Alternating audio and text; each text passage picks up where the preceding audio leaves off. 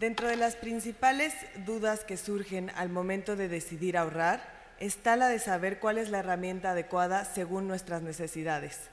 Para conocer del instrumento que hoy ofrece un ahorro confiable y accesible, continuaremos con el panel CETES Directo, una opción segura de ahorro al alcance de los mexicanos, en el que nos acompañan el actuario Antonio Castaño Leal, director general adjunto financiero Nafinsa, el actuario José Luis Higuera Maza, vicerrector Universidad Panamericana, y el licenciado Alejandro Díaz de León Carrillo, titular de la Unidad de Crédito Público de la Secretaría de Hacienda y Crédito Público. Y para moderar este panel, invito nuevamente a Carmen Castellanos, la directora de Foros del Economista. CETES Directo, una opción de ahorro segura al alcance de todos. Es el título de este panel, donde nuevamente agradezco muchísimo a estos expertos, conocen el instrumento y tienen todo el bagaje para responder a las dudas que tengamos respecto a esta herramienta y sobre el ahorro. Así que les pido de la manera más atenta que entreguen a las edecanes con su nombre y su correo electrónico las dudas que tengan o que puedan surgir a lo largo de este panel para que nuestros expertos puedan responderlas. Iniciamos con el licenciado Díaz de León. Licenciado Alejandro, se habla de que el pequeño ahorrador es en ocasiones marginado o que el acceso a vehículos formales de ahorro es muy complicado o lejano a él. En este sentido, ¿en qué contexto se encontraban los pequeños y medianos ahorradores en México antes de CETES Directo y qué hace a esta herramienta para estar pues cerca de este pequeño ahorrador de este perfil? Gracias. Sí, cómo no. Muchas gracias. Yo creo que ha habido muchos esfuerzos a lo largo de los últimos años por acercar los instrumentos financieros a los segmentos más amplios de la población. Yo creo que en este esfuerzo han concurrido diferentes intermediarios, diferentes asociaciones, en fin, los banqueros, etcétera.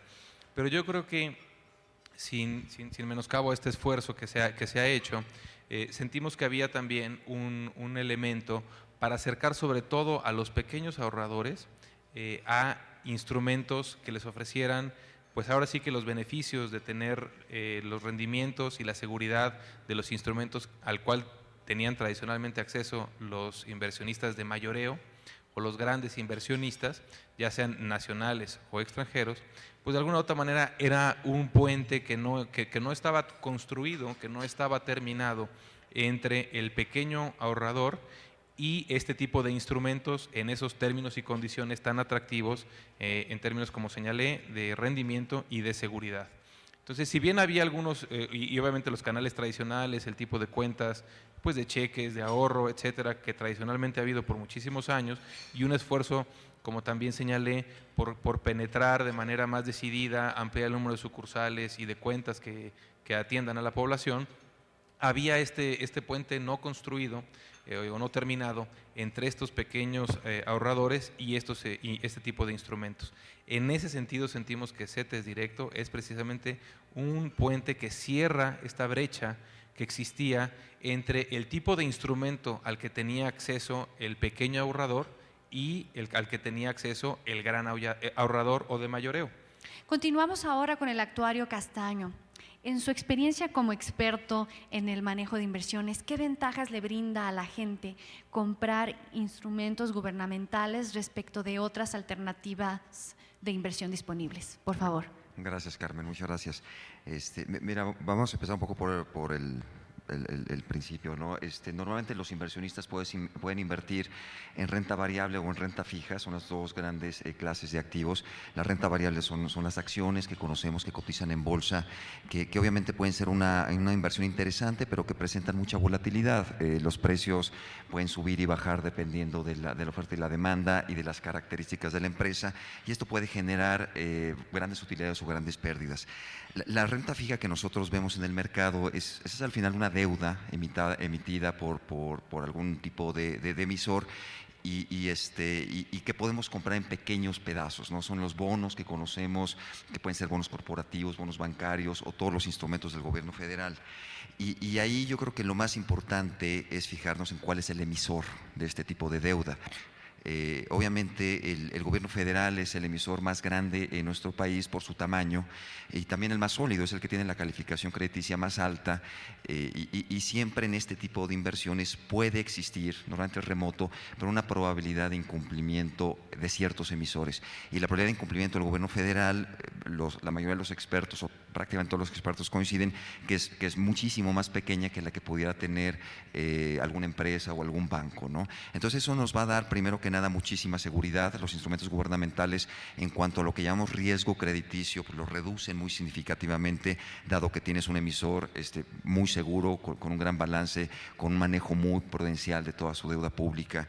Ahora que hemos estado viendo muchos problemas a nivel internacional, los inversionistas extranjeros han reconocido esto, invirtiendo en valores mexicanos, tanto en el extranjero como en México. La inversión extranjera directa de portafolio en valores gubernamentales ha subido muchísimo y obviamente eso refleja los sólidos fundamentales de la economía mexicana.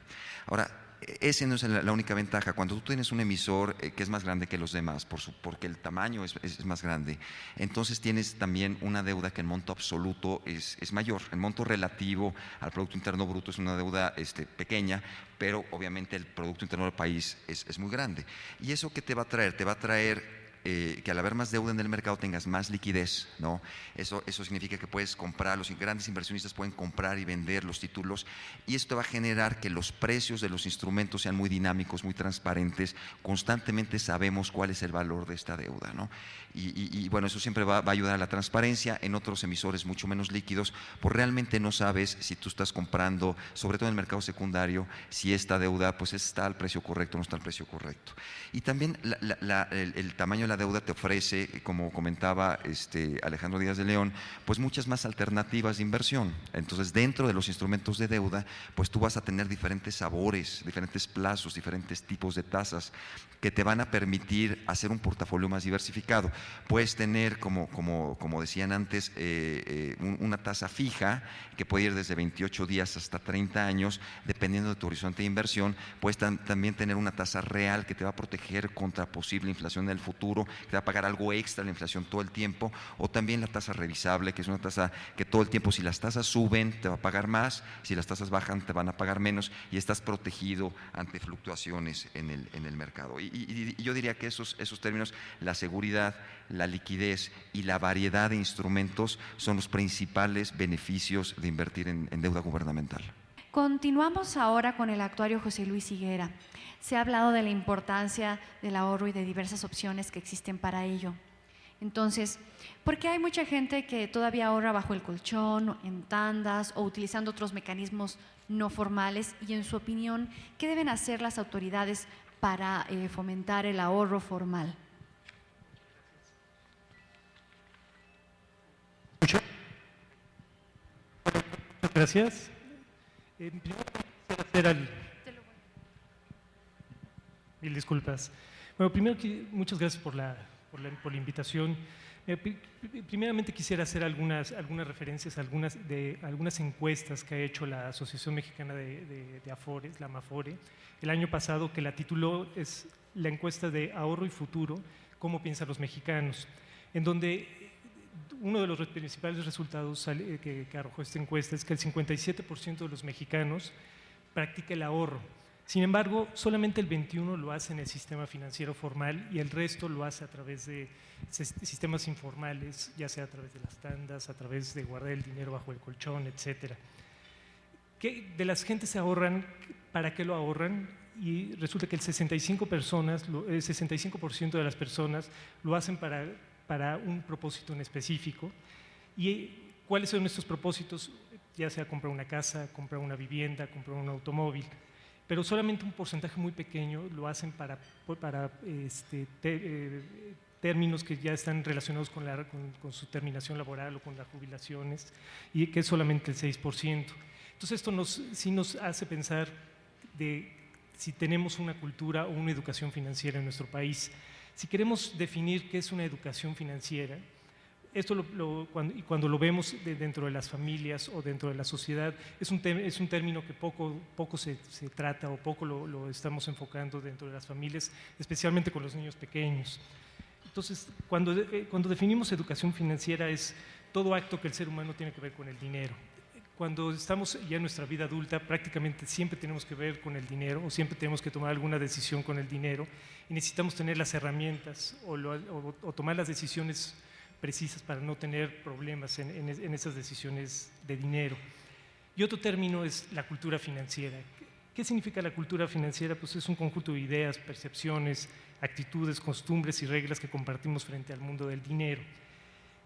¿Esto qué significa? Que dentro de nuestro sistema financiero o nuestras finanzas personales, pues debemos de tener una serie de sistemas o conocimientos para elaborar un presupuesto familiar, para tener una cultura de ahorro, para hacer un ahorro hacia el futuro, un ahorro para nuestro retiro.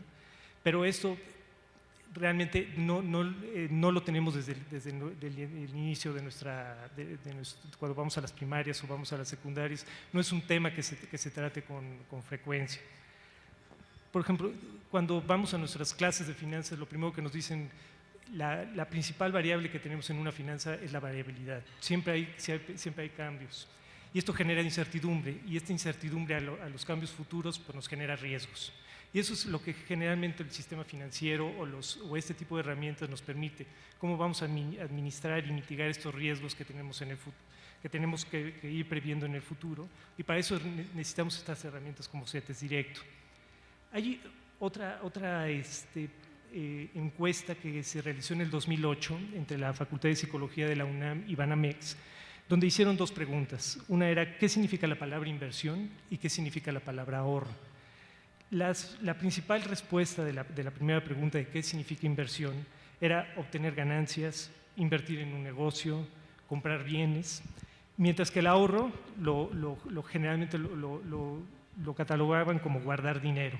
Sin embargo, cuando esto lo vemos en términos de financieros, pues el ahorro es la diferencia que hay entre nuestro ingreso y gasto, y la inversión es lo que vamos a agarrar ese ahorro e invertirlo y tener algún rendimiento.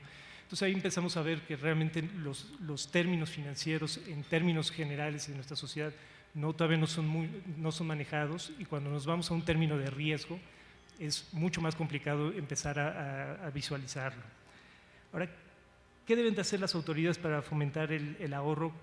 Desde nuestro punto de vista, creo que el tener una cultura, una educación financiera desde edades tempranas, esto hace que el ahorro o el término financiero o los términos financieros sean mucho más accesibles a nuestra comunidad. El ahorro es un hábito. Yo creo que el ahorro a la larga te da libertad, te da seguridad de que en estos vaivenes económicos pues puedas tener una plataforma que puedas prever algún tipo de riesgo, sobre todo cuando pierdes el trabajo, tienes grandes deudas y no tienes ahorro, pues es muy diferente que si tuvieras una base de ahorro como tal.